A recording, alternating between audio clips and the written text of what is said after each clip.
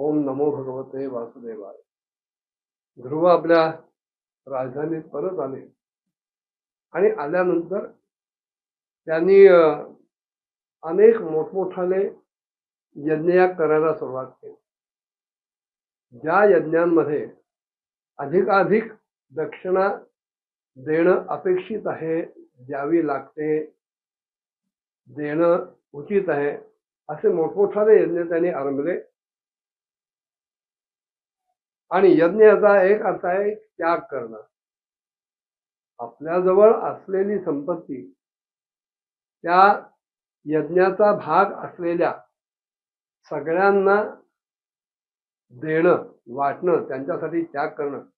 कारण यज्ञ कोणीही एक व्यक्ती करू शकत नाही. त्या यज्ञामध्ये अनेक सहभागी असतात, ऋत्विज असतात, ब्राह्मण असतात, त्या यज्ञाची अन्य तयारी करणारी काही मंडळी असतात,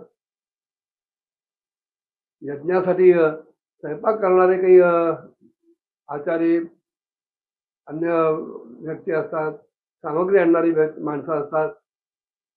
तेव्हा असे यज्ञ केल्यानंतर समाजातल्या निरनिराळ्या स्तरातल्या लोकांचं त्याच्यात कल्याणच होतं आणि त्याच्या त्याच्या अधिकाराप्रमाणे त्यांना त्यांच्या श्रमाचं मोल मिळालं की त्या त्या व्यक्ती संतुष्ट होतात, प्रसन्न होतात आणि राजाला आशीर्वाद देतात. यज्ञाचं प्रयोजन जेवढं मोठं असेल, महत्वाचं असेल, अटळ असेल, तेवढी त्याची यज्ञातली दक्षिणा मोठी, यज्ञाचं कार्यही मोठं, यज्ञाचा विधी मोठा विस्तृत असतो. तर त्या दृष्टीने ध्रुवानी अनेक यज्ञ केले, पण कुठेही हे मी करतोय हा भाव नव्हता. उलट यज्ञ जे केले ते यज्ञ पुरुषाची आराधना म्हणून केले. वैयक्तिक स्वार्थासाठी मला काहीतरी हवंय, मला काही मिळावं, यासाठी ते यज्ञ नव्हते. आणि यज्ञासाठी लागणारं द्रव्य, यज्ञासाठी कराव्या लागणाऱ्या क्रिया, देवता संबंधी आवश्यक असणारं सगळं कर्म आणि त्या कर्मांची फळं आणि ती कर्मफळं देणारा सुद्धा हे सगळं भगवंतच आहे. ह्या भावनेनं ध्रुवानी अनेक प्रकारचे यज्ञ केले आणि अखंडपणे जो सगळ्या प्रकारच्या उपाधीपासून रहित आहे, सर्वोपाधी शून्य आहे, अशा सर्वात्मा असलेल्या अच्युतामध्ये अत्यंत प्रबळ भक्तिभाव ठेवत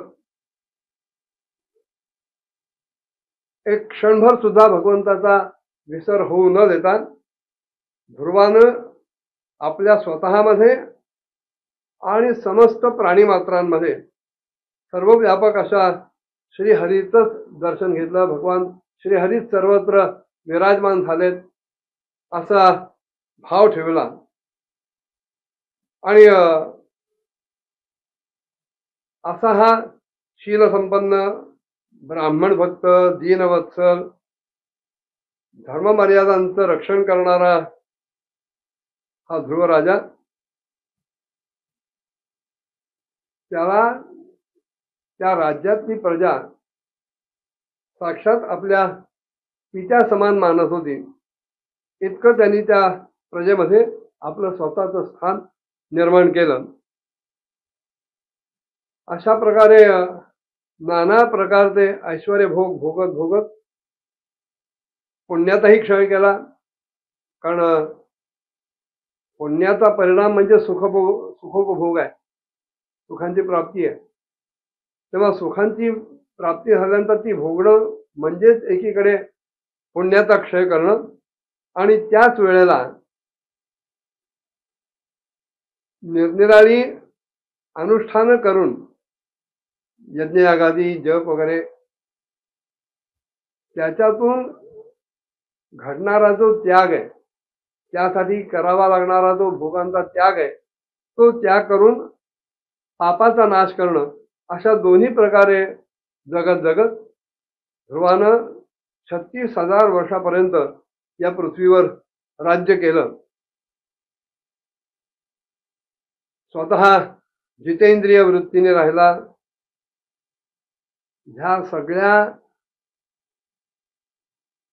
आचरणातून स्वतः महात्मा ठरला आणि धर्म, अर्थ आणि काम यांच्या संपादनामध्ये अनेक वर्ष घालवून त्यानं आपलं राज्य, राजसिंहासन, आपला जो पुत्र होता उत्कल, त्याच्या ते स्वाधीन केलं.